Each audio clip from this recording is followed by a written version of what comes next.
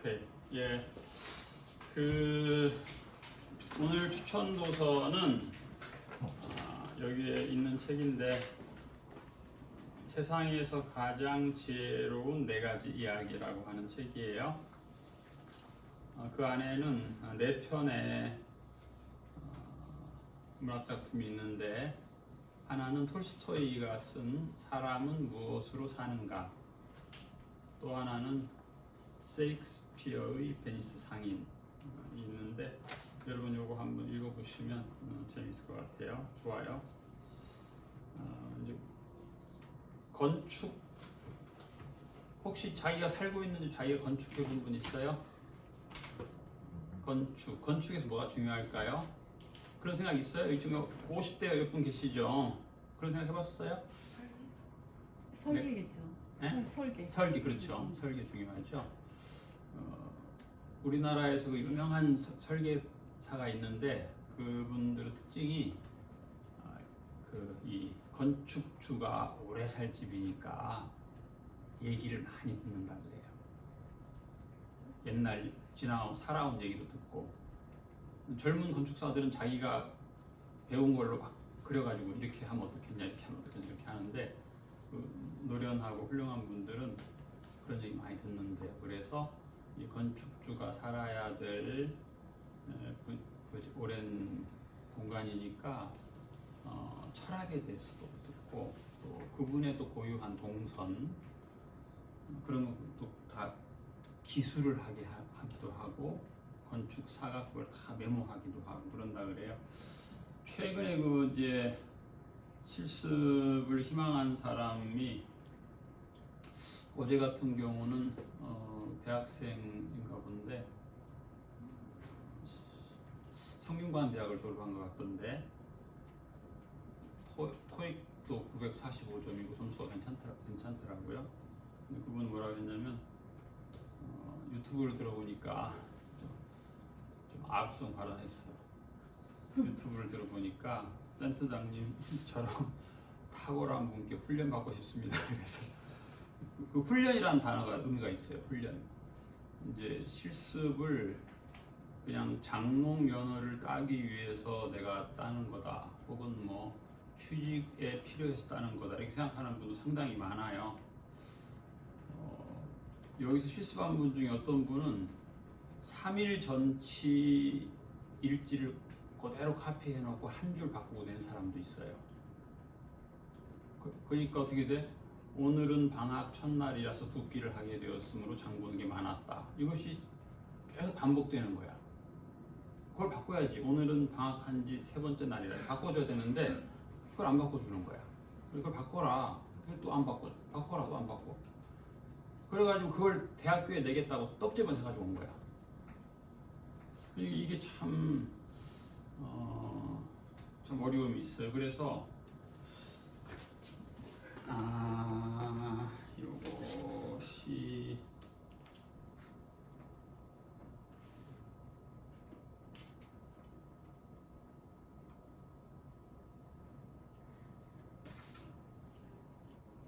제가 여러 가지로 생각을 해요. 그래서 이제 우리가 작년에 여기에 그 지적 장애 아동이 있었어요. 지적 장애. 그래서 이제 일반적으로 학자들이 지적 장애가 이제 1급, 2급, 3급 그렇게 나누게 되는데 3급은 IQ가 80이 되는 걸로 봐요. 그래서 지적 장애가 좀 딱 보면 알죠. 아는데 교육이 가능하다고 봅니다. 3급부터는. 근데 2급은 교육이 불가능하다고 봐요. IQ 70 이하로 보는 거죠. 그런데 몇 년 전에 여기 그걸 소위 이제 장애인 전문가들이 경계선이라고 그렇게 표현해요. 지적 경계선. 그런데 이제 몇 년 전에 제가 그런 학생을 받은 적이 있어요. 실습생으로. 그 실생한테 제가 설명했어요. 지적 장애 경계선에 있는 사람을 내가 실습생으로 받은 적이 있다. 그랬더니 실습생이 하는 말이, 그런 사람 받으면 안 되죠. 근데 알았다. 나 앞으로 안 받겠다. 근데 그때 내 생각은 장애인하고 수준이 비슷하니까 장애인을 잘 돌볼 수 있지 않을까라는 내가 잘못된 생각을 했다. 그런데 장애인하고 비슷한 사람이 장애인을 잘 돌본다라고 생각하는 것은 저의 잘못이죠. 그런 것 같아요. 비슷한 사람이 더 잘못 생각을 했어요. 그런데 이제 우리가 그게 쉽지 않아요. 뭐 사회복지사가 뭐 마음만 착하면 되지 이런 생각도 하는데 사회복지 그렇지만 않아요. 뭐 이걸 시장이라고까지 표현하는데 여러분 시간 되시면 그 세바시 유튜브에 차인표 한번 검색해 보면 좋겠어요. 이분이 이제 목 디스크에 허리 디스크로 판정을 받았는데 재활을 하고 차인표 씨가 다시 보디빌더가 됐더라고요. 이분을 지도한 분이 누구냐면 임윤창 씨라고 하는 분인데 제가 검색 한번 해봤어요. 세계 보디빌더 대회 나가 3등 한 사람이더라고요. 이분이 이제 이렇게 많이 재활 이 보디빌더를 잘하는가 봐요. 아프신 사람들 이렇게 치료하면서 이분이 프로필에 가장 중요한 게 뭐냐면은 pain, P-A-I-N, pain grow, 고통을 성장시키면 근육이 성장한다. 그래서 이제 이분이 몸짱이잖아요. 나처럼 몸짱이 되려면 근육에 고통을 줘야 된다. 그런 얘기를 했더라고요.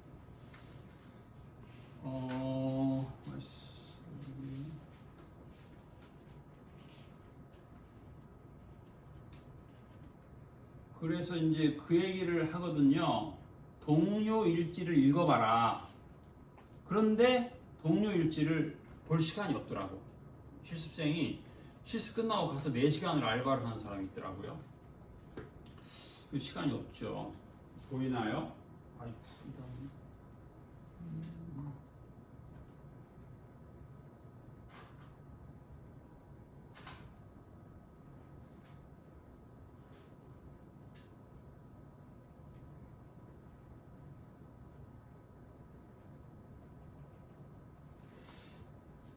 이제 여러분들이 실습 계획서를 쓰잖아요. 맨 앞에다가 오늘은 몇 시에는 뭐하고 했다 했는데 어떻게 하다 보니까 뭐 애들이 싸우고 말리다 보니까 못하고 넘어가기도 하고 그러거든요. 근데 이제 교수들은 그걸 또 감점을 시켜요.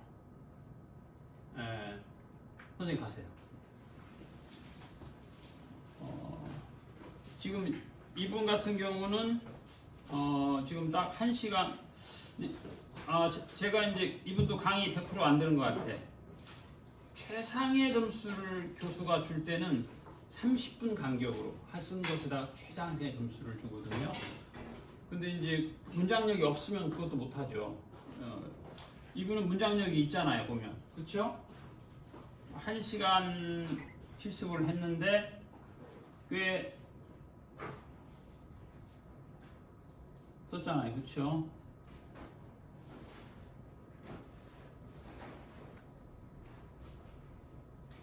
그 다음에 또 10시에서 11시.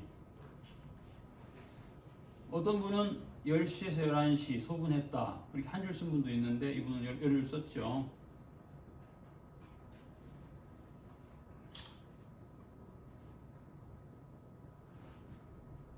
그 다음에 여기도 그 다음에 여기 강의. 어떤 분은 센터장님이 아동센터에 대해서 강의하셨다. 아니 어제도 아동센터에 대해서 강의했다. 오늘도 아동센터에 대해서 강의했다. 노인시설에 대해서 강의했다. 이거는 너무 좀 부족하죠. 그 다음에 이제 강의를 듣기로 본인이 이제 계획을 세우잖아요. 세웠는데 아이들이 싸운 말이다 보니까 강의를 못 듣는 경우도 있는데 그래도 몇 줄 써 넣으세요. 그래서 강의에 대해서 좀 간략 잘 썼잖아요. 그렇죠? 강의에 대해서 그 다음에 이제 연간 사업 계획서에 대해서 썼고, 그 다음에 일지 작성에 대한 것도 썼어요.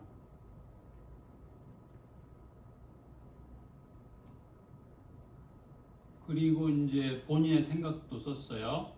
보이나요, 이게? 보여요, 안 보여요? 안 보여? 뭐라고 썼냐면, 참가자는 10명 이상, 15명 이하로 센터의 초등학생이 17명, 아이들을 그 대상으로 하면 좋을 것 같았습니다. 자기의 이런 표현을 하는 게 좋아요. 뭐 인원이 너무 뭐 많았다 적었다 이런 것들. 그 다음에 주기적으로 있으면 좋겠다는 생각이 들던 차에 반가운 프로포절 소재가 아닐 수 없었습니다. 이거 잘했어요. 그 다음에 또 여러 가지 있었죠. 신입 실습생이 등장했다. 청소 인력이 부족했다. 프로그램 관련 계획이 무산, 계획 부재로 전체 계획 수정. 제가 방금 여러분 카톡에 보낸 거 봤나요? 제가 어제 우리 권혜연 복지사한테 그랬어요. 지금 여러분 중에 지금 헷갈리는 분이 있더라고요. 지역아동센터 역할 5대 영역이라고 하는 게 있고, 그 중에 이제 그 5대 영역이라는 것은 보호라고 하는 영역이 있고, 교육이라고 하는 영역이 있고, 정서라는 영역이 있고, 지역사회 연계라는 영역이 있고, 문화라는 영역이 있고, 5대 영역이라고 하거든요. 이렇게 하는데, 그 다음에 이제 5대 안전교육이라고 하는 게 있어요. 그런데 제가 그랬어요. 이거 5대 안전교육은 사실은 30년도 더 된 그 일반 복지기관의 안전교육이었다. 근데 이제 이걸 그 옛날 그 법조문에 있는 거니까 그냥 했는데, 사실은 오늘 늘려라. 오늘부터 9대 영역으로 늘려라. 왜냐하면 그동안 중요시 안 했던 코로나라든가 뭐 미세먼지라든가 혹은 열사병이라든가 뭐 냉방병이라든가 기후 변화라든가 기후 재앙이라든가 이런 게 있으니까 이걸 9개로 늘려라 해서 늘린 거예요, 어제. 왜냐하면 헷갈리는 거야. 5대 안전교육 중에 하나를 했으니까 나는 5대 영역을 다 한 거다. 이런 착각. 이거 전혀 아니거든요. 이 5대 안전교육이라고 하는 5대 영역 중에 보호라고 하는 영역 안에 있는 5대 안전교육이었는데, 이거 헷갈려 하니까 제가 9개로 늘린 거예요. 착각을 하니까. 그 다음에 50대 중후반의 갱년기 여성이 실습을 하게 되었는데, 이 워드 능력이 떨어지고 체력도 그 50대 후반들은 그 갱년기 밤잠 잘 못 자고 여러 가지로 그런 게 있어요. 그래서 그런 사람을 위해서 요걸 좀 줄여준다 그랬더니 20대가 나 그 강의 들었다. 센터장님이 이제부터는 다 50대 후반 수준으로 다 내린대. 이제 20대도 50대 후반처럼 해야 돼. 이렇게 착각하는 사람이 있어요. 또 그렇게 하지 마세요. 왜냐면 50대 후반은 취직을 안 하고 창업할 생각이 많아요. 그리고 취직할 생각이 있어도 취직이 잘 안 돼요. 그러니까 그 사람은 이제 그야말로 자본으로 밀어붙이는 거야. 그렇죠? 그러니까 그분한테 자꾸 취직할 능력으로 하라고 하면 그게 이제 폭력이 되니까 이제 그걸 낮춰준 건데, 그걸 또 20대가 나도 50대 후반처럼 하겠다. 그래서 유튜브 동영상도 안 찍고 유튜버도 안 돼도 되고 뭐 이렇게 여러 가지 SNS도 안 해도 되고 이렇게 착각하면 안 돼요. 그래서 여러분들 그 유튜브 강의 70개 중에 자기 마음에 드는 거 한두 개 가지고 센터장이 이렇게 말했다 해가지고 밀어붙이지 마시고, 그 다음에 최현옥 선생님, 제 기억에는 선생님은 그 계획서 만들 때 교과서 첫날 교과서 뭐 하고, 그 다음에 과제는 뭐 하고, 그 다음에 55개 최종 성적표에서 뭐 하고, 그렇게 짰죠? 네, 잘 짠 거예요. 그런데 어제 새로 오신 분이 그 55개 성적표를 그 계획서에 안 넣었더라고. 여러분들도 그런 사람 있을 수 있어요. 그래서 계획은 하루에 3가지를 하는 거잖아요. 3가지. 교과서에 있는, 예를 들면 뭐 연간 사업계획서다. 그럼 그거 하고, 그 다음에 이제 과제가 타유형 시설 동영상 찍는 거. 그 다음에 55개 성적표에서 지역사회 분석 이런 거 이렇게 해서 좀 과중하지만 여러분들이 이제 그 괜찮은 복지시설, 급여가 좀 높은 복지시설에 취직을 하게 되면 이 질문을 받게 되거든요. 그래서 그 면접관의 사명은 뭐냐면 100명 중에 1명만 붙이고 99명을 떨어뜨리는데 자타가 공인할 질문을 해야 되는 거예요. 그 말은 예를 들면 여러분이 프로그램을 진행할 때 목표를 3개를 만드는데 그 사람은 7개를 물어보는 거죠. 그래서 그 사람으로 하여금 분명히 프로그램을 진행했는데 목표를 5개만 가지고 진행한 사람은 대답을 못하게 만드는 아주 냉혹하고 안 좋은 그런 구조예요. 그래서 자꾸 맞춰가야 되는 거예요. 대학교의 교수들은 니네 공부만 열심히 하면 된다. 인문학적 소양이 중요한 거다. 취직은 중요하지 않다. 이렇게 강의를 하는 교수들이 있는데 그래서 그런 교수들은 대학을 졸업하고 이 사람이 취직하려고 시험을 봤는데 공부는 잘해서 1차에는 붙는데 4차에서 자꾸 떨어져. 근데 그 이유를 몰라. 근데 그 이유는 면접관만 아는 거예요. 왜냐면 면접관은 이게 비밀 유지를 해야 되거든. 그게 뭐냐면 봉사 시간 부족이에요.